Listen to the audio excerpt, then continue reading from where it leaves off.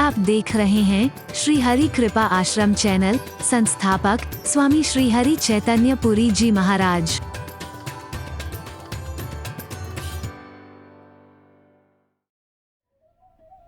पारस का स्पर्श लोहे के साथ किया जाए तो अनजाने में हो जाए, तभी जानबूझ के करे तभी कब सोना बनता है। चाहे जानबूझ के करो चाहे अनजाने में, दोनों बार सोना बनेगा। हरि बोल। गुलाब के बगीचे के आगे से जानबूझ के निकलो तभी खुशबू नहीं आएगी, अनजाने में निकल जाओ तब भी खुशबू आएगी। गंदगी के ढेर के आगे से जानबूझ के निकलो तभी दुर्गंध नहीं आएगी, अनजाने में निकल गए तब भी बदबू का एहसास। कर्म चाहे जानबूझ के किए जाएं चाहे अनजाने में किए जाएं, अच्छे किए जाएं चाहे बुरे किए जाएं, अब के हो या पूर्व के, क्योंकि पुनर्जन्मवादी संस्कृति है हमारी। रीबर्थ को हम मानते हैं, पहले जन्म के भी हो सकते हैं। मिलता है। आज हम गड्ढे में गिरे हैं तो कहीं ना कहीं सोच लेना कभी हमने किसी के लिए गड्ढा खोदा तो नहीं था कभी। हरि बोल।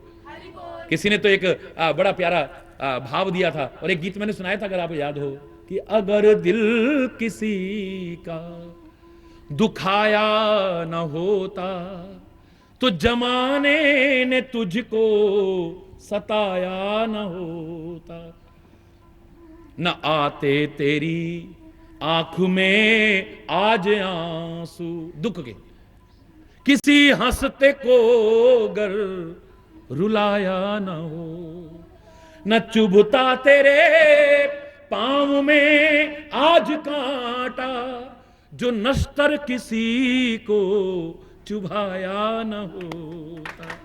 अगर दिल किसी का दुखाया न होता जमाने ने तुझको सताया न होता, न घर में अंधेरा तेरे आज होता जो दीपक किसी का, बोलो ना, अगर दीपक किसी का बुझाया न होता, अगर दिल किसी, अगर बेसहारों का बनता सहारा तो दिल में तेरे गम का साया न होता। अगर दिल किसी का दुखाया न होता जमाने ने तुझको। फर्क इतना है कि किसी को एहसास अपने कर्मों का हो जाता है, किसी को एहसास नहीं होता है। हरि बोल। आदमी जब शांति से सोचेगा उसे पता लग जाएगा कि जाने में अनजाने में कोई ना कोई गलती मुझसे हुई है। तभी तो मैंने कहा था प्रभु से हमेशा प्रार्थना करते रहना, प्रभु मोरे अवगुण चित्त न धरो।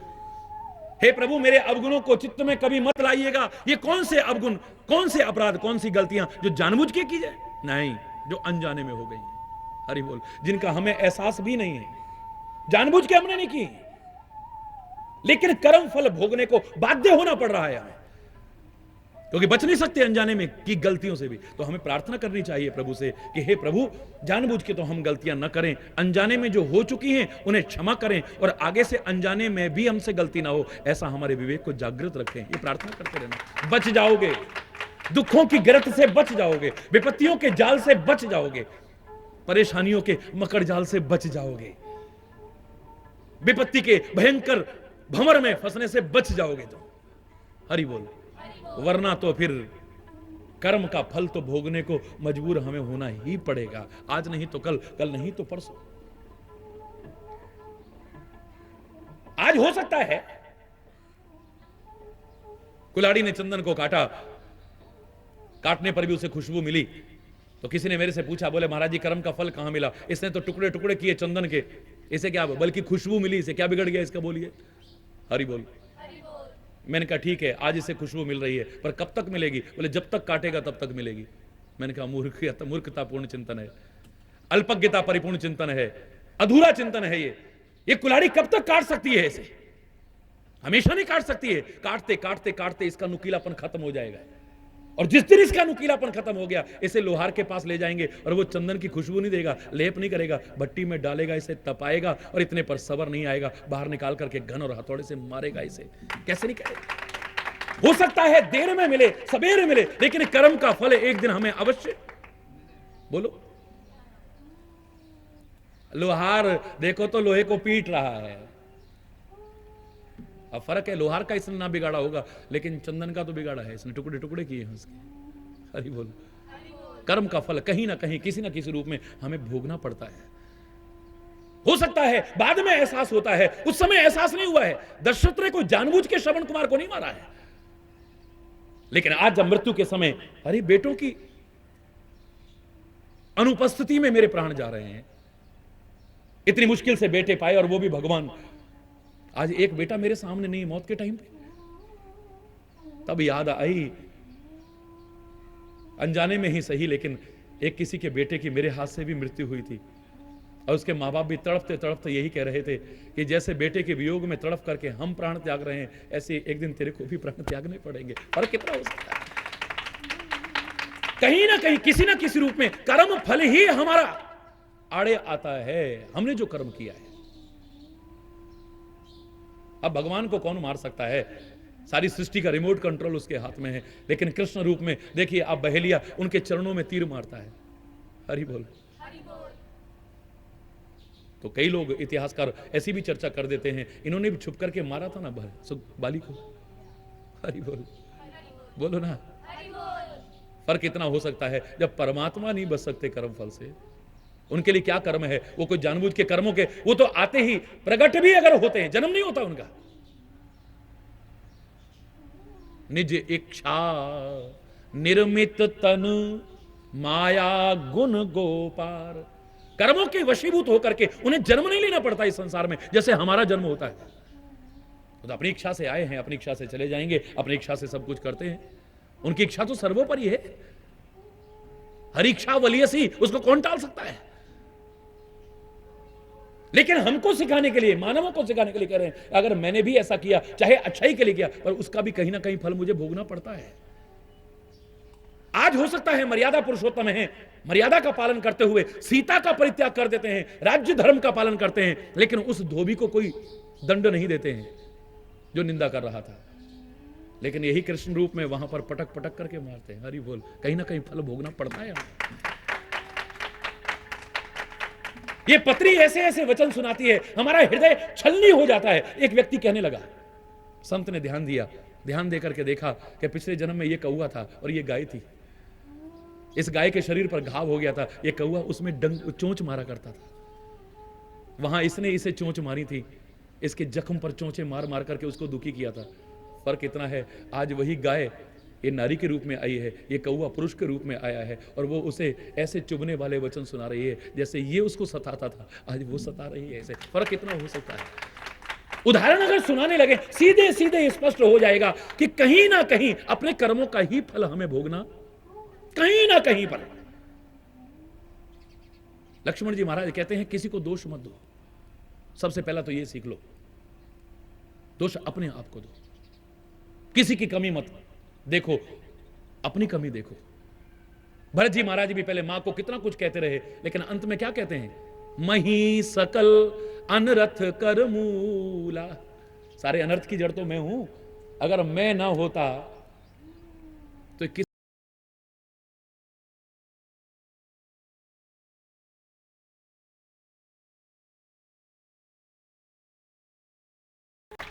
बोल। कभी भी किसी की कमी ना देखो, कमी देखनी है तो अपनी देखो, और उसे देखो मत, खाली उसे दूर करने की कोशिश करो, इससे तुम्हारे जीवन का उद्धार होगा। लक्ष्मण जी महाराज कहते हैं, एक बार फिर चौपाई दोहराएंगे हम, काहू न को सुख दुख कर दाता,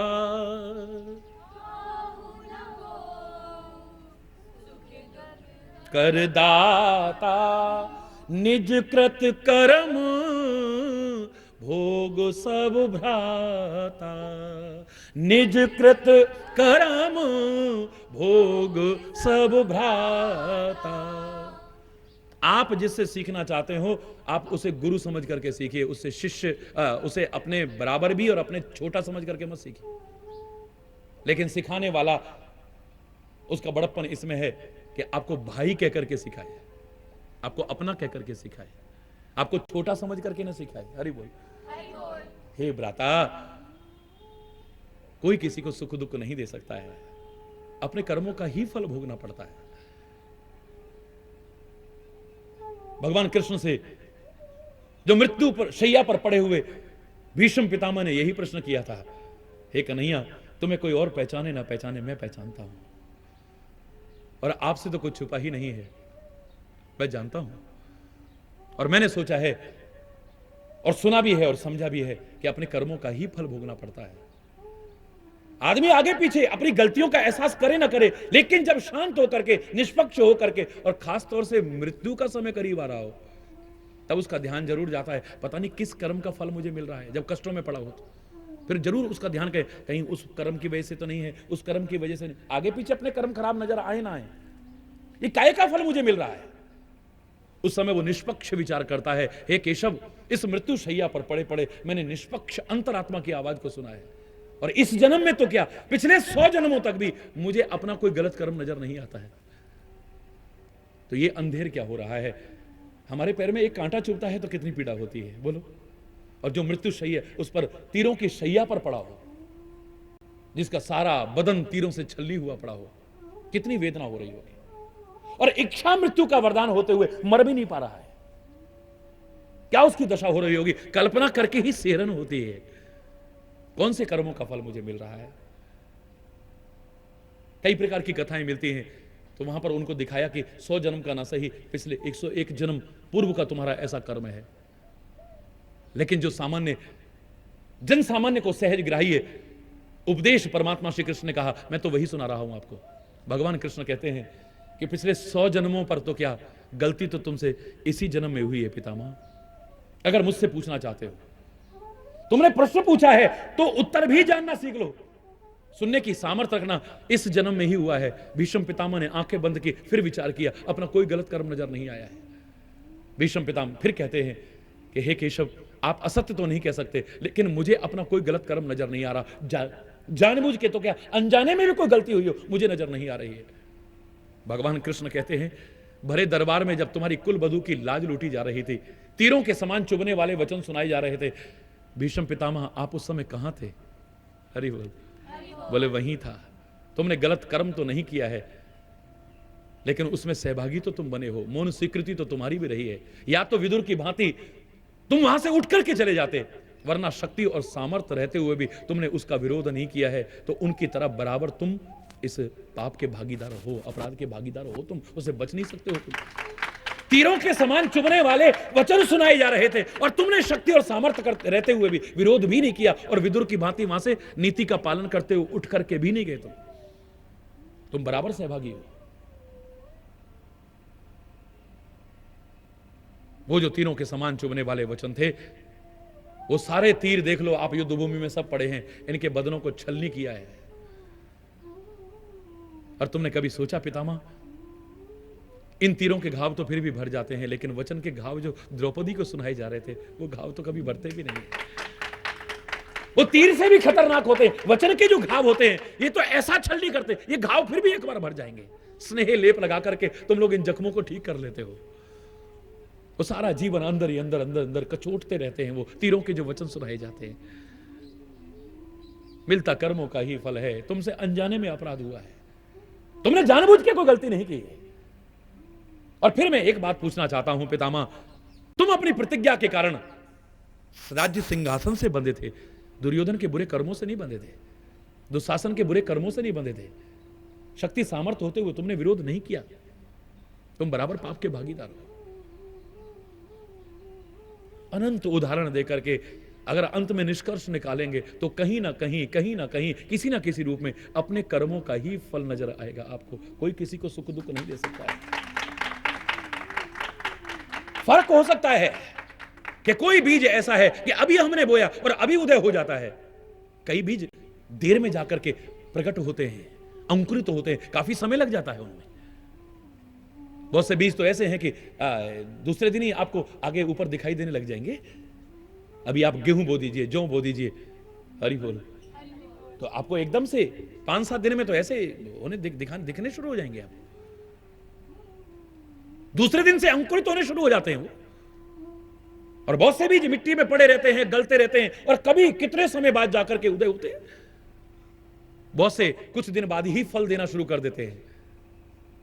बहुत सी ऐसी फसलें आ गई हैं जो 3-4 महीने बाद ही फल देनी शुरू कर देती हैं, बहुत सी 6 महीने बाद फल देनी शुरू कर देती है, नहीं होती बोल। बहुत से पेड़ 1 साल बाद फल देने शुरू करते हैं, मौसम पर आने पर फल देते हैं। हरि बोल। वरना इतना याद रखना कि जो हमने बोया है, नवरात्रि में मेरे से लोग पूछ रहे थे महाराज जी जौ क्यों बोए जाते हैं? मैंने कहा कृषि प्रधान देश है, यहां पर कृषि को महत्व दिया गया है। हरी भरी खुशहाली देख करके और दिखा करके अपने आप को भी आनंदित करो, दूसरों को भी करो, उल्लास परिपूर्ण जीवन जियो और दूसरों को भी जीने दो, ये संदेश देता है। लेकिन मुझे जो लगता है ये शब्द ही जो है ये बता रहा है कि जो बोओगे वही काटोगे, दूसरा कुछ नहीं काट सकते। बोए पेड़ बबूल का तो आम कहां से खाए?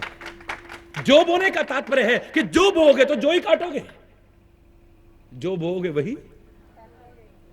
आम का सेवन करना चाहो तो आम बोने की कोशिश करना, बबूल के कांटे बो करके आम खाने की उम्मीद कभी मत करना। हरि बोल। और हमारे महापुरुष तो कहते हैं कि अगर कोई दूसरा भी तुम्हें बोने लगे तो तुम अपनी कर्मों की किस्म को खराब मत कर लेना। जो तो को कांटा बुवे, बोलो, ताही बोब तू फूल, तो ही फूल के फूल हैं, तो ही फूल के फूल हैं, वाको है त्रिशूल। वो कांटा बोएगा तो उसको कांटे मिलेंगे, त्रिशूल होकर के मिलेंगे। लेकिन अगर तू उसको भी फूल बोएगा तो तेरे को फूल ही मिलेंगे, कभी कांटे नहीं मिलेंगे। मजा तो तब है अगर तेरे मार्ग में कोई कांटे भी बिछाने की कोशिश करे तो देख करके चलना, उन कांटों से बच करके चल, और खाली बच करके मत चल, उनको वहां से हटाता जा, जिससे कि तू भी बचे और भी कोई उस राह पर चलने वाला उससे बचता हुआ जाए, उसके पैर में भी कांटा मत चुभ। अनजाने में तूने कितने लोगों को कांटे चुभने से बचा दिया है। तेरे को दिख रहा है सामने कांटा है, खुद तो बच गया है, लेकिन तू जानता है इधर से और लोग भी आ रहे हैं, तूने उनको बचाने की कोशिश नहीं की, तो सर्वश्रेष्ठ व्यक्ति नहीं हो सकता है। हरि बोल। मजा तब है जब चलते हुए रास्ते में कांटा भी नजर आए, उठा करके किनारे रख दो।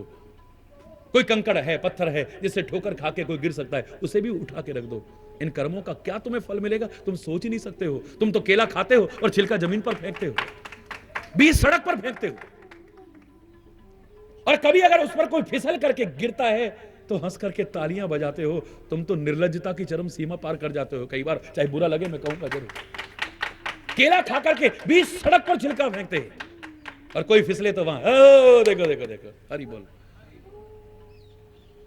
कहां इन कर्मों का फल भोगना पड़ेगा हम नहीं जानते हैं। फिर जब कर्मों का फल भोगेंगे कहेंगे हमने तो कोई बुरा कर्म करा ही नहीं था। अब ये थोड़ी याद रहेगा कि छिलका भी हमने फेंका था। हरि बोल। ये कांटा भी हमने बीच रास्ते से नहीं उठाया था, अनजाने में हमसे हो गई गलती। हरि बोल। तो मैं अंत में इतना ही कहूंगा फिर आपसे कि काहू न को, बोलो, सुख दुख कर दाता, निज कृत कर्म भोग सब भ्राता। इस गीता का, लक्ष्मण गीता का पहला संदेश है।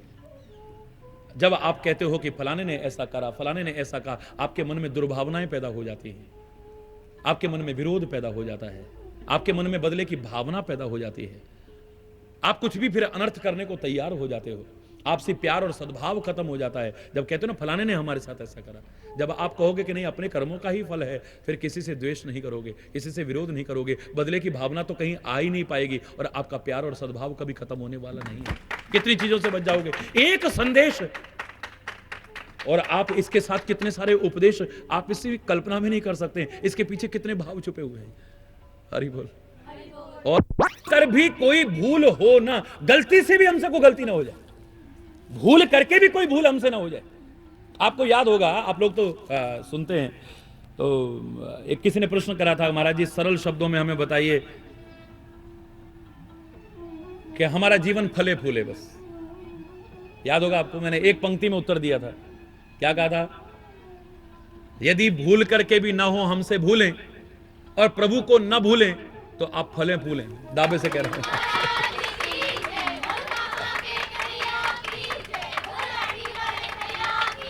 इससे कम पंक्ति में और क्या उत्तर दे सकता हूं? भूल करके भी हमसे न हो भूलें, और यदि हम प्रभु को न भूलें तो फिर खूब भले भूलें। अब गलतियां करेंगे तो उनका फल हमें भोगना पड़ेगा, क्योंकि काहू न को सुख दुख कर दाता, काहू न को निज कृत कर्म भोग सब भ्राता, निज कृत कर्म भोग सब।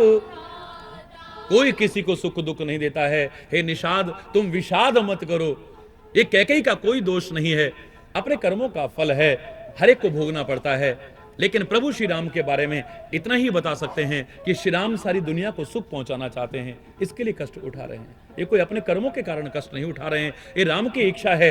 राम समाज में धर्म की संस्थापना करना चाहते हैं, अधर्म का विनाश करना चाहते हैं। यदा यदा ही धर्मस्य ग्लानिर्भवति भारत, ये तो उनका हमेशा से एक उद्घोष रहा है, उनका प्रण रहा है, उनका वचन रहा है। यदा यदा ही धर्मस्य ग्लानिर्भव, जब जब होए धर्म के हानि, बाढ़हि असुर अधम अभिमानी। वो आते ही इसलिए हैं, इसलिए वो समाज के हित के लिए, पृथ्वी का भार हरण करने के लिए, धर्म की संस्थापना के लिए, अधर्म के विनाश के लिए, भक्तों को आनंदित करने के लिए वो ये कष्ट उठा रहे हैं, वरना उनको कष्ट उठाने की कोई आवश्यकता नहीं। अब ये जो पंक्ति है एक और हमारे मन में एक संतुष्टि देती है। जब हम दुख में होते हैं, जब हम कष्ट में होते हैं, क्या अरे भाई अपने कर्मों का ही कोई फल होगा, ठीक है भोग रहे हैं, निकल जाएगा, ये नहीं रहा तो वो भी नहीं रहा, वो नहीं रहेगा तो ये भी नहीं रहेगा, यहाँ पतझड़ आएगा तो बसंत भी आएगा, रात आएगी तो सुबह भी आएगी, सुबह आएगी तो फिर रात भी आएगी, चलता रहेगा।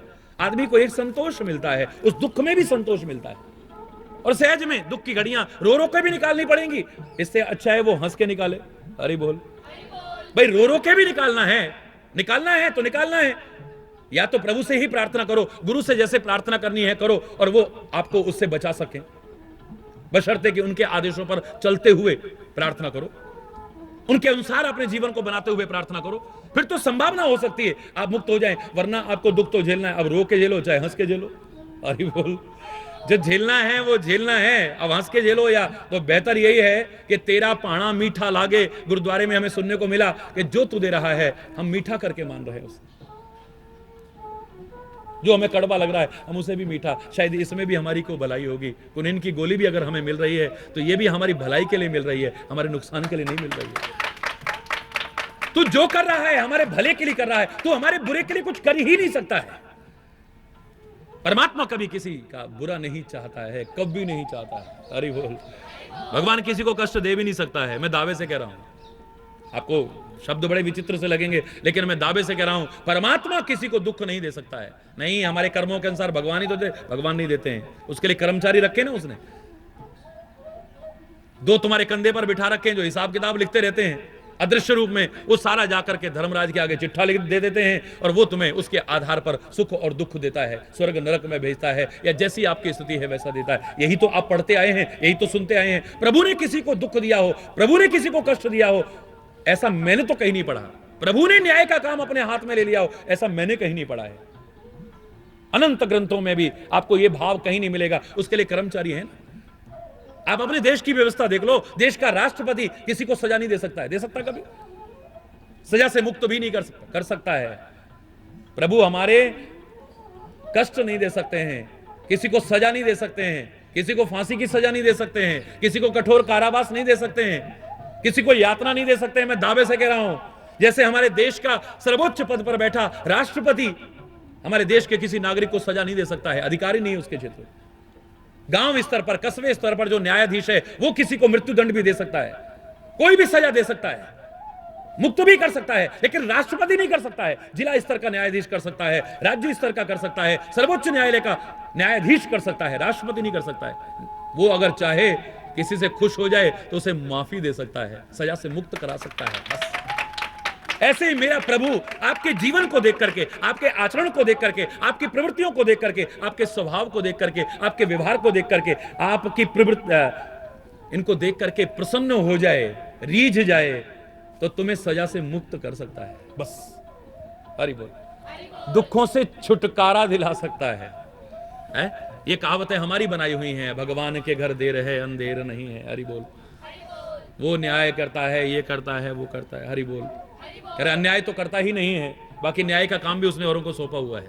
उसके कर्मचारी हैं भाई, उसके हाथ में खाली यही है कि संसार को सुख देना है। दुख किसी को दे ही नहीं सकता, वो कष्ट किसी को दे ही नहीं सकता। प्रभु ने कहीं किसी को कष्ट दिया हो, दुख दिया हो, मैंने आज तक नहीं पढ़ा, और शायद किसी ने नहीं पढ़ा होगा, और मैं दावे से कह रहा हूं मूल ग्रंथों में कहीं पर पढ़ने को आपको मिलेगा भी नहीं कहीं पर।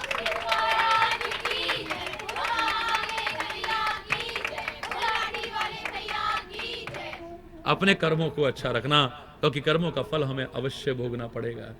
इसलिए प्रभु से कहते रहना, इतनी शक्ति हमें देना दाता, मन का विश्वास कमजोर होना।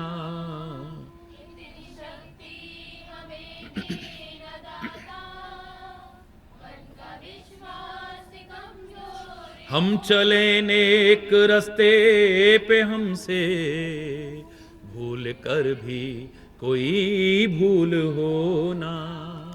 हम चले नेक रस्ते पे, हमसे भूल कर भी कोई भूल होना। इतनी शक्ति हमें देना,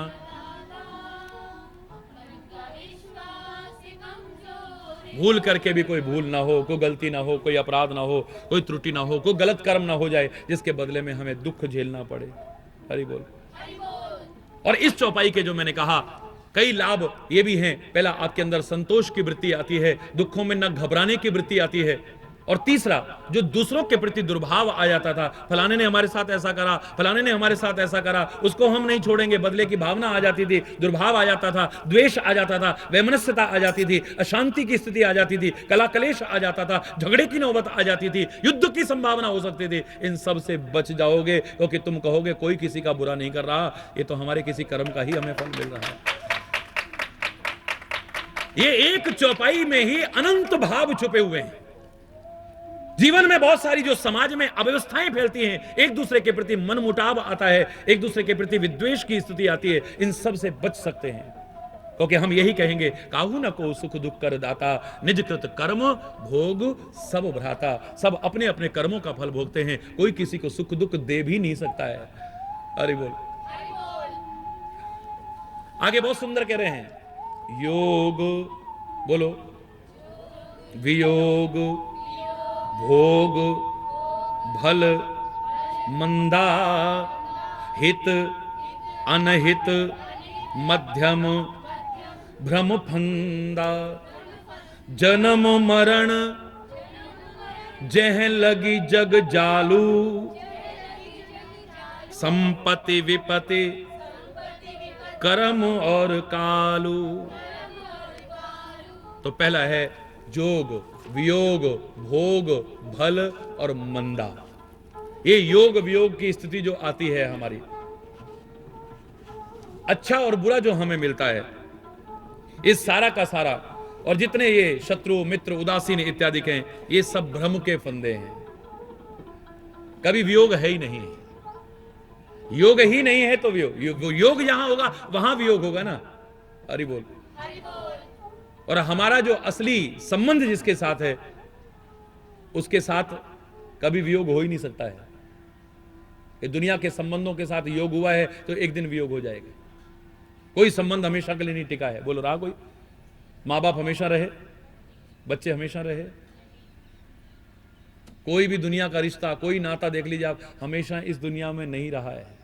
एक दिन चले जाते हैं, छोड़ करके चले जाते हैं, प्रियजन चले जाते हैं, आदरणीय जन चले जाते हैं, हमेशा के लिए कोई नहीं रहा है। एक दिन सारे रिश्ते नाते एक क्षण में टूट जाते हैं। एक परमात्मा है, एक सदगुरु है, जिसके साथ हमारा संबंध न कभी टूट सकता है, न कभी टूटा, न कभी टूटेगा, कभी टूट नहीं सकता।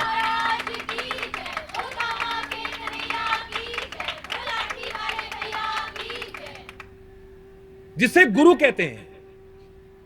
अब लोग कहेंगे गुरु भी तो एक दिन चला जाएगा, बोले नहीं, जिसको गुरु कहते हैं वो कभी नहीं जाता है, कभी नहीं जाता हमारे बीच से।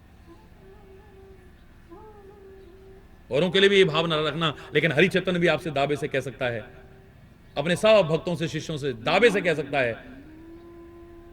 कभी भी तुम्हारा गुरु, शरीर आया तो एक दिन जाएगा, लेकिन गुरु तुमसे कभी दूर नहीं हो सकता, वो हमेशा साथ निभाएगा, और यहां भी निभाएगा और वहां भी साथ निभाएगा। वो तुमसे दूर रह ही नहीं सकता है, हर क्षण तुम्हारे साथ रहेगा। संसार के हर प्राणी को अनित्य कहा होगा, लेकिन गुरु को अनित्य नहीं कहा है, नित्य क्या है। वंदे बोधमयम नित्यम, जो हमेशा रहता है, क्योंकि गुरु ज्ञान है, गुरु शब्द है, और शब्द अक्षरों से बनकर के होता है, और अक्षर का तात्पर्य जो कभी क्षर न हो, जो कभी नष्ट न हो। हरि बोल।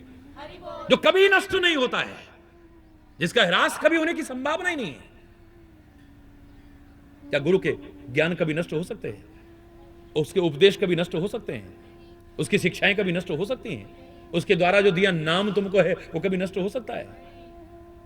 जिसे सब सच्चे अर्थों में गुरु कहते हैं। क्योंकि गुरु और शिष्य का नाता खाली एक मानवोचित नाता नहीं है, ये परम आत्मिक नाता है, परम आध्यात्मिक नाता है, परम पवित्र नाता है, उच्चतम नाता है। ये सामान्य नाता नहीं है, ये कभी भी हमसे दूर नहीं हो सकता है, ये हमेशा रहता है। हर संबंध हमारा साथ छोड़ जाएगा, लेकिन वो कभी हमारा साथ नहीं छोड़ेगा। परमात्मा कभी हमारा साथ नहीं छोड़ेगा, गुरु कभी हमारा साथ नहीं छोड़ेगा। वो यहां भी साथ निभाएगा, और वहां भी, जिसे आप वहां कहते हो, वहां भी साथ निभाएगा। दावे से कह रहा हूं आपसे। ब्रह्मानंदम परम सुखदम केवलम ज्ञान मूर्तिम द्वंद्वातीतम गगन सदृशम तत्वमस्यादि लक्ष्यम एकम, जैसे परमात्मा को कहते हैं ऐसे गुरु को कह रहे। एकम नित्यम विमलम अचलम सर्वदी साक्षीभूतम भावातीतम त्रिगुण रहितम सद्गुरुम तम नमाम्यहम्।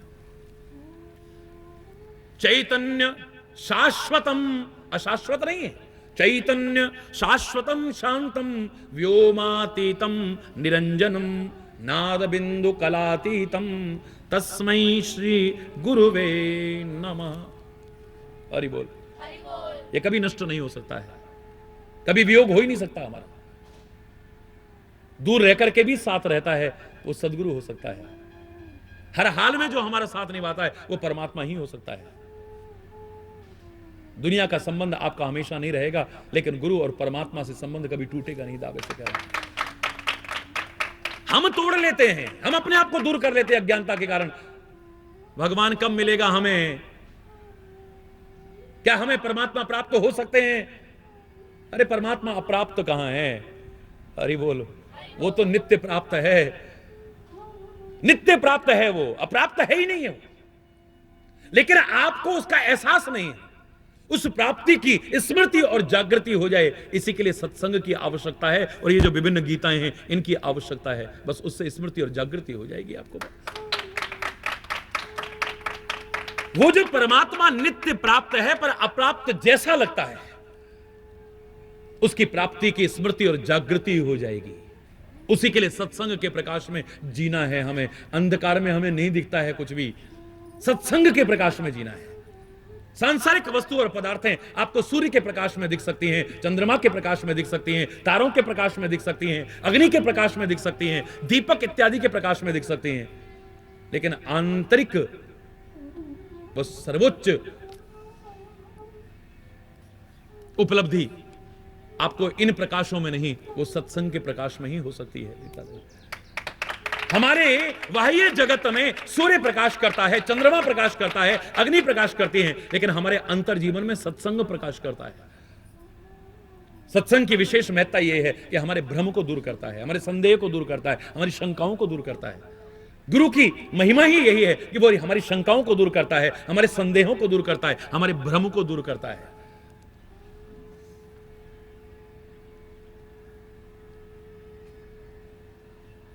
महामोह तम पुंज जासु वचन रवि कर निकर। सदगुरु के वचन कैसे हैं? सूर्य की किरणों के समान हैं, जो अंधकार को दूर करते चले जाते हैं, अज्ञान के बादल को छांटते हुए चले जाते हैं, अंधकार को छांटते हुए चले जाते हैं।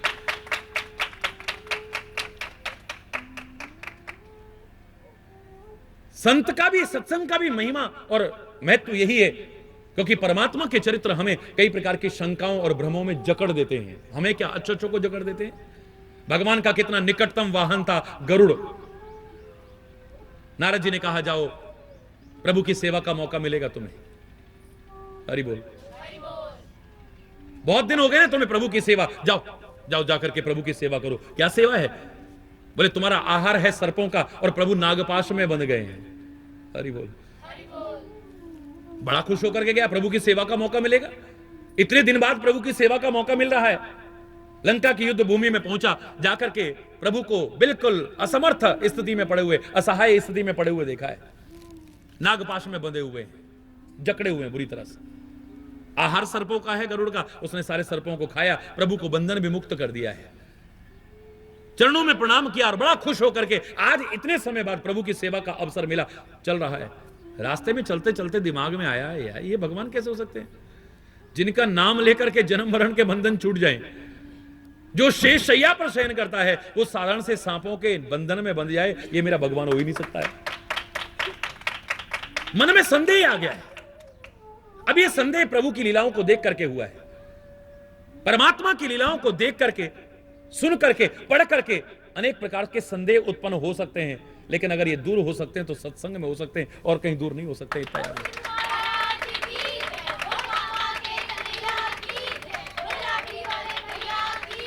भगवान शंकर जी मार्ग में चले जा रहे हैं। बोले प्रभु मेरे मन में ऐसा आ गया है, अब तो मेरी भगवान की भक्ति वक्ति भी सब दूर हो गई है, क्योंकि शंका जो है ये प्यार की बहुत प्रमुख बाधा है। शंका आते ही प्यार खत्म हो जाता है, भक्ति खत्म हो जाती है। जहां शंका आ जाएगी, पति पत्नी का प्यार नहीं रहेगा, भाई भाई का प्यार नहीं रहेगा, माँ बाप बच्चों का प्यार नहीं रहेगा, समाज में एक दूसरे का प्यार नहीं रहेगा, गुरु शिष्य का प्यार नहीं रहेगा, संत समाज का प्यार नहीं, यहां तक कि प्रभु और भक्त का प्यार भी। शंका तो पहली बाधा है। शंका आते ही सब भक्ति छिन्न भिन्न हो गई है, प्यार खत्म हो गया है, व्याकुल है, अब तड़फ रहा है बुरी तरह से। मार्ग में चलते हुए शंकर जी मिले। हे प्रभु अब मेरी शंका को दूर करो, मेरे मन में ऐसा आ गया, अब तो मैं भक्ति भी नहीं कर पा रहा हूं, भगवान का नाम भी नहीं ले पा रहा हूं। उनका ये चीजें ऐसी नहीं है जो रास्ते चलते पूछी जाएं। हरि बोल। तब ही होए सब संशय भंगा, तब ही होए जब बहुकाल करिए सत्संगा, काल करिए सत्संगा। जब बहुत समय तक तेरे को सत्संग मिलेगा ना, तेरी शंकाएं अपने आप दूर हो जाएंगी। तो गए हैं, कहां जाऊं? बोले कागभूषुंडी के पास पहुंच जा। पहला तो तेरा अहंकार समाप्त हो जाएगा कि वो चांडाल पक्षी है कहा जाता है और तू पक्षियों का राजा है। तुम हे गरुड़, तू पक्षियों का राजा। मन में क्या है शंकर के? पहले इसका अहंकार दूर किया। कथा जिसको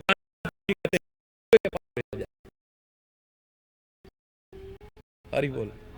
मैं तो इसका नहीं कि सामने कौन है, लेकिन जहां ज्ञान है, जहां पर भक्ति है, जहां पर वैराग्य है, वहां सुनकर के तो आपके सारे कपाट खुल जाएंगे, हृदय के कपाट खुल जाएंगे, मस्तिष्क के कपाट खुल जाएंगे। सारी शंकाएं, जहां से आपको कुछ मिल सकता है वहां जाने की कोशिश कीजिए। हरि बोल। गए हैं वहां करके चरणों में प्रणाम किया है। ये विनम्रता है कागभूषुंडी की, इतनी महानता होते हुए भी कि वो कह रहा है नहीं हे राजन आप कैसे पधारे हैं, क्योंकि हर एक को सम्मान देना चाहिए। कागभूषुंडी उनका सम्मान करते हैं, लेकिन वो उनका सम्मान करते हैं जिसे भगवान शंकर तक इतना सम्मान दे रहे हैं। शंकर तक जिससे कथा सुनने आते थे, इसी कागभूषुंडी से। हरि बोल।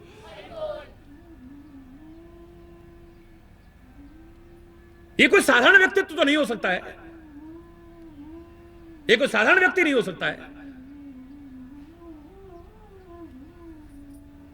चरणों में प्रणाम किया है। कैसे पधारे हो? बोले जिस लिए पधारा था वो काम तो हो गया है। काहे के लिए पधारे थे? बोले मेरे मन में अनेक प्रकार की शंकाएं थी, लेकिन प्रभु तब आश्रम आए, मोर मोह सब भाग। आपके आश्रम में प्रवेश करते ही मेरी तो सारी शंकाएं दूर हो गई हैं। इसलिए कहते हैं कि आश्रमों की, मंदिरों की पवित्रता को बनाए रखो, वहां का माहौल ऐसा बनाओ कि वहां आते ही व्यक्ति को आनंद आए। अब आश्रम में कोई आ रहा है, प्रवेश कर रहा है, और आप बाहर फिल्मी गीत बजा करके बैठे हुए हो। हरि बोल। आप बाहर गुल्ली डंडा खेल रहे हो, आप क्रिकेट खेल रहे हो बाहर, आश्रम का एक मर्यादा है, एक आश्रम की पवित्रता है, आश्रम के एक नियम है, आश्रम के एक हरि बोल। मजा तब है एक ऐसा माहौल बनाओ, वहां पर सद चर्चा करो, सत चिंतन करो, प्रभु का नाम लो, सत्संग करो, वहां पर ऐसा एक माहौल बन जाएगा। मैं दावे से कह रहा हूं, आप कुछ बोलें ना बोलें, आप सिखाएं कुछ न सिखाएं, लेकिन उसके अंदर आते ही आदमी को शांति मिलेगी, एक विश्राम मिलेगा, एक विश्रांति मिलेगी, सुकून मिलेगा, उसे शांति मिलेगी, उसकी शंकाएं तो अपने आप दूर होने लग जाएंगी।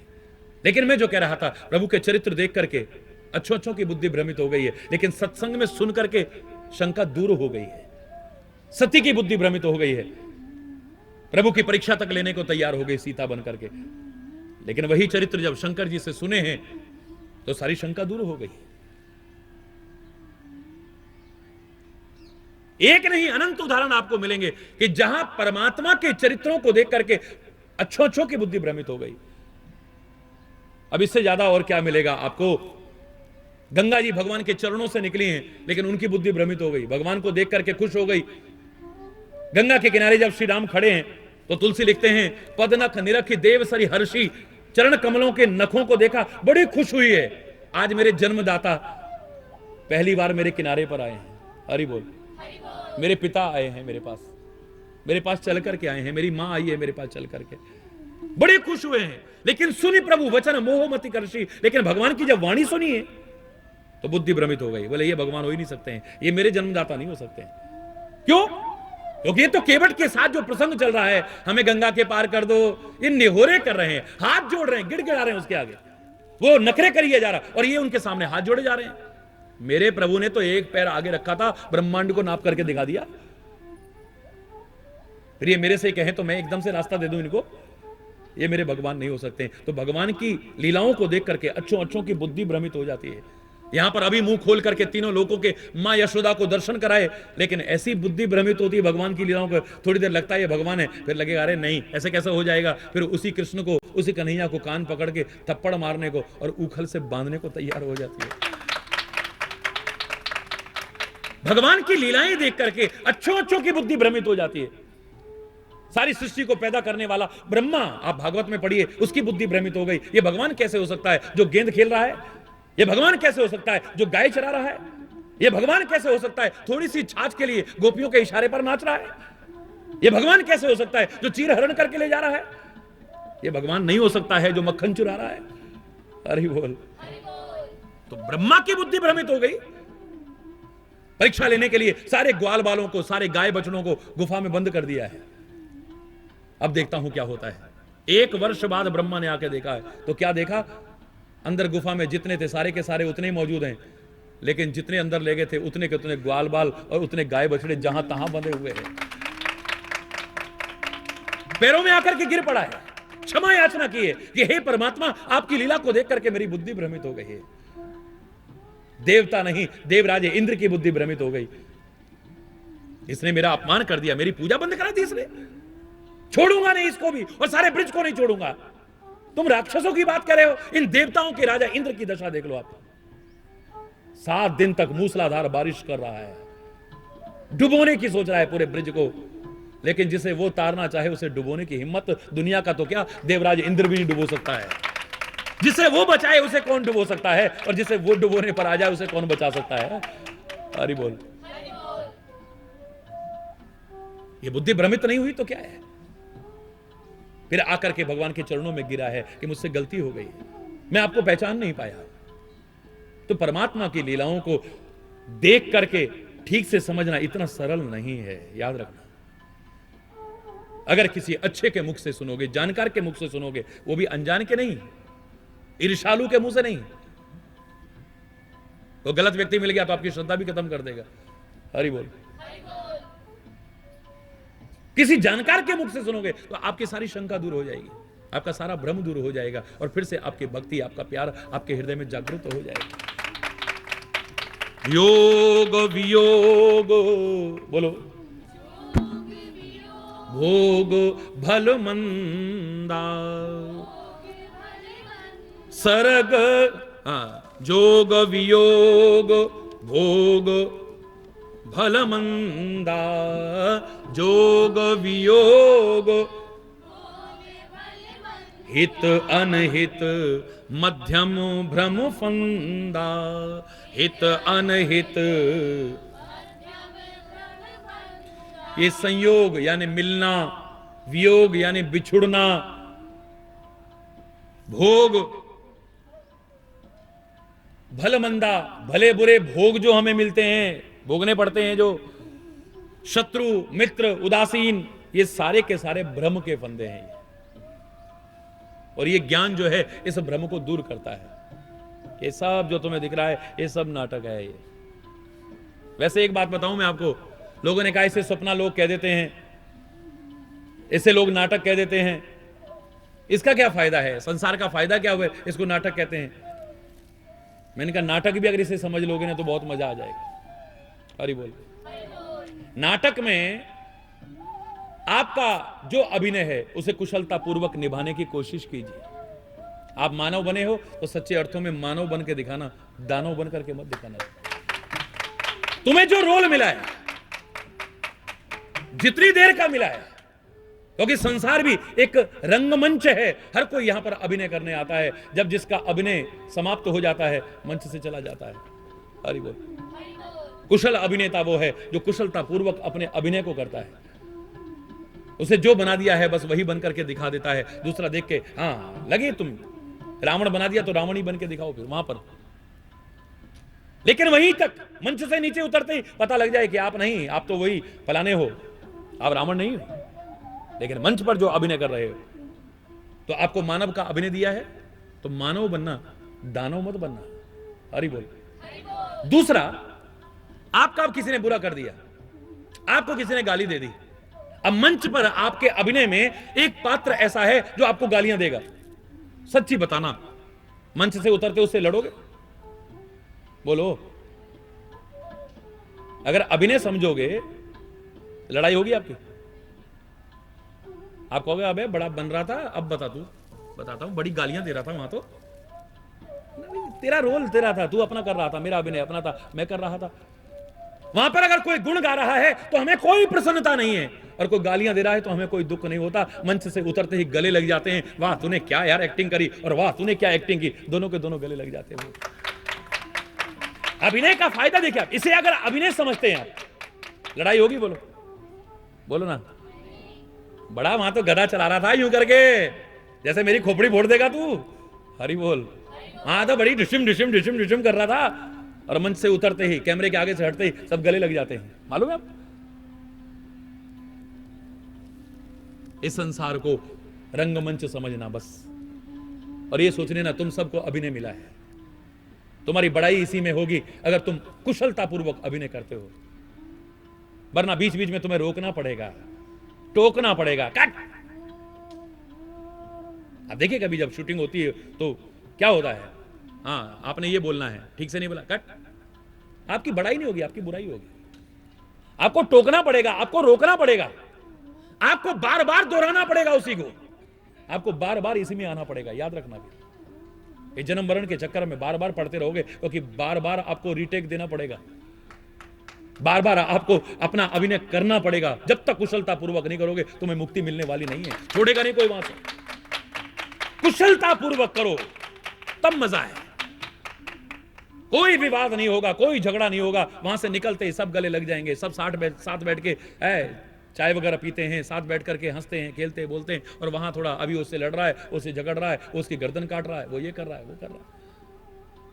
और सपना भी अगर समझते हो ये संसार सब सपना है, तो ये चिंतन भी कोई गलत नहीं है। सपने में अगर आपकी कोई गर्दन काट दे तो अगर आप जाग गए हो उससे लड़ने जाओगे? सपने में आपके घर से सब कुछ को उठा के ले गया, उससे लड़ने जाओगे जगने के बाद? और तभी तक लड़ाई झगड़ा है जब तक सपना है। जहां तुम जाग गए, और सत्संग क्या कर रहा है? जगाने की तो कोशिश कर रहा है। संत गुरु और परमात्मा क्या कर रहे हैं? जगाने की तो कोशिश कर रहे हैं। ये ग्रंथ इत्यादि क्या कर रहे हैं? जगाने की तो कोशिश कर रहे हैं। तुम जग जाओ तो इस सपने में जो कुछ हो रहा है ये तुम्हारे मन में किसी प्रकार की भावनाएं नहीं लाने देगा। दावे से कह रहे हैं, तुम जो हो अपने स्वरूप में स्थित रहोगे। तुम सपने में कोई तुम्हारी गर्दन काट दे, तुम्हें कोई दुख नहीं होगा। सपने में तुम्हें कोई राजा बना दे, तुम खुश नहीं हो जाओगे जगने के बाद। सपने में तुम्हें भिखारी बना दिया है तो तुम रोगे नहीं अब जगने के बाद। सपने में तुम्हारा सब कुछ बर्बाद हो गया है, लेकिन जगने के बाद वो दुख और सुख कब तक है? जब तक सपने में हो। अरे बोल। इसलिए तो संत कहते हैं जाग जाओ, जागो, उत्तिष्ठ, जाग प्राप्य वरान्य, बोल उठो और जागो, अपने लक्ष्य की ओर आगे बढ़ो। तुम अपने आप को पहचानो, तुम कौन हो। तुम ये नहीं है जो तुम सपने में देख रहे हो, तुम वो नहीं हो। सपने में तुम राजा बने हो, तुम भिखारी बने हो, तुम्हारा सब कुछ लूट गया है, तुम्हारे घर में भंडार लग गए हैं। ये सुख और दुख खाली सपने तक है। जैसे सपने से बाहर होगे, इस सुख और सुख से मुक्त हो जाओगे तुम सारे के सारे। ये अच्छा बुरा जो कुछ मिल रहा है, ये शत्रु मित्र उदासीन जो तुम्हें दिखाई दे रहे हैं, ये मिलना बिछुड़ना जो कुछ तुम्हें दिख रहा है, ये सब ब्रह्म के फंदे हैं। हरि बोल। अगर ये जाग जाओगे तो तुम्हें ब्रह्म के फंदे ही नजर आएंगे और कुछ नजर नहीं आएगा। जन्म मरण जह लगी जग जालू, जह लगी संपत्ति विपत्ति, कर्म और कालू। ये जितना जन्म मृत्यु संपत्ति विपत्ति कर्म और काल, यहां तक कि जगत के जितने जंजाल हैं, ये सारे के सारे धरणी धाम धन पुर परिवारू, सर्ग नरक जह लग व्यवहारू, देखिए सुनिए गुनिए मन माही, मोह मूल परमार्थ नहीं। ये सब अज्ञान, परमार्थ स्वरूप नहीं है ये सारे के सारे। धरती, घर, धन, परिवार, स्वर्ग, नरक, देखने और सुनने में, मन में अंदर विचार करने में जो कुछ आ रहा है, ये सब के सब ब्रह्म के फंदे हैं। हरि बोल। जोर से बोलो ना। सपने हो ये भिखारी नृप, रंक नाक पति होए, जागे लाभ न हानि कछु, तिमि प्रपंच जिये जोई। कितना महान चिंतन दिया है लक्ष्मण जी ने निषाद को माध्यम बना करके हम सबको। सपने में कोई भिखारी बन गया है, सपने कोई राजा बन गया है, तो वो जो लाभ और हानि दिख रहा है उस सपने तक है। जगने के बाद हमें कोई लाभ नहीं, कोई हानि नहीं। सपने में राजा बन गए तो राजा नहीं बन जाएंगे, सपने में कोई भिखारी बन गया तो भिखारी नहीं। जो तुम हो वही रहोगे। हरि बोल। इसलिए हमारे भगवान शंकर ने पार्वती से कहा था, उमा कहूं मैं अनुभव अपना, सत हरि भजन जगत सब। ये सब सपना है जो दिख रहा है तुम्हें, इसे देख करके ना खुश हो ना उदास हो जाओ। हरि बोल। बस अपने भाव में स्थित रहो, स्वभाव में स्थित रहो। अच्छा हो गया तो ये नहीं कि अकड़ गए, बुरा हो गया तो उदास हो गए, नहीं। ये सब नाटक चल रहा है, ये सारा का सारा। हरि बोल। एक सूत्रधार है जो सबको नचा रहा, दिखता नहीं है वो। पीछे से प्रॉम्प्टिंग होती है ना, जो डायलॉग बोल रहा है व्यक्ति, पीछे से एक प्रॉम्प्टिंग करता है, वो दिखता है आपको? बोलो, डायरेक्टर दिखता है कभी आपको? डायरेक्टर दिखता है कभी? नहीं दिखता है। ऐसे वो दिख नहीं रहा है जो डायरेक्ट कर रहा है आपको, दिखता नहीं है। वो जो सूत्रधार है वो आपको दिखाई नहीं दे रहा है। कठपुतली नचाने वाला नहीं, कठपुतलियां दिख रही हैं सारी, कठपुतली नचाने वाला नहीं दिख रहा है, दिख नहीं रहा, लेकिन है जिसके इशारे पर सब नाच रही हैं। इतना याद रख लो कि तुम पात्र अगर सही हो तो तुम्हें तो पता होना चाहिए कि तुम्हें कौन नचा रहा है। दुनिया समझे न समझे, लेकिन कठपुतली को तो पता हो, ये जो वहां पर पात्र हैं, अभिनय कर रहे हैं, उनको तो सबको पता होना चाहिए। और उनको ये पता होना चाहिए कि यहां पर जो कुछ हो रहा है मात्र अभिनय है, सच्चाई इसमें कुछ भी नहीं है। सच्चे तो हम वही हैं जो यहां से नीचे उतरते ही हम होंगे। यहां पर हमें कोई राजा बना के बिठा दे तो हम राजा नहीं बन जाएंगे, यहां पर कोई भिखारी बना दे तो हम भिखारी नहीं हो जाएंगे, यहां पर कोई गाली दे देगा हमारा अपमान होने वाला नहीं है, और यहां पर हमारा कोई सिंहासन पर बिठा करके सम्मान कर दे तो हमारा सम्मान होने वाला नहीं है। यहां से नीचे उतरते ही जो हम हैं वो वही हैं। हरि बोल। जीवन को अभिनय समझ लो, कुशलता पूर्वक अभिनय करने की कोशिश करो, सजीव अभिनय करने की कोशिश करो, जिससे तुम्हारी प्रशंसा हो। अरे वाह, क्या अभिनय किया है, क्या अभिनय किया है। बार बार तुम्हारे लिए कट कट कट ऐसे ना होता रहे, बार बार रीटेक ना देना पड़े तुम्हें, तुम्हारी कुशलता पर संदेह ना होना पड़े, और आइंदा तुम्हें अपने अभिनय में लेने में वो डायरेक्टर संकोच करे, नहीं यार ये तो बेकार आदमी है, ये बेकार है, छोड़ो इसको। अरे बोल। सपने होए भिखारी नृप रंक नाक पति होए, सपने में राजा भिखारी हो जाए, कंगाल स्वर्ग का स्वामी इंद्र हो जाए, पर जागे लाभ न हानि कछु, जगने पर कोई लाभ भी नहीं है और हानि भी नहीं है। ऐसे ही तिमि प्रपंच जिए सोए, संसार का जो प्रपंच है बिल्कुल ठीक है, ऐसे ही है। ये समझ में आ गया तो सोच लो आप कि जीवन में प्रसन्नता स्वाभाविक रूप से आपके उतर आएगी, कभी भी उदासी नहीं आएगी, अभिमान आपके जीवन में नहीं आएगा, स्वाभाविक प्रसन्नता आएगी, स्वाभाविक मुस्कुराहट आएगी, और परमात्मा के प्रति स्वाभाविक प्रेम आपके हृदय में जागृत होगा और सबके प्रति सद्भाव होगा। ऐसा विचार करके क्रोध मत करो, रोष मत करो।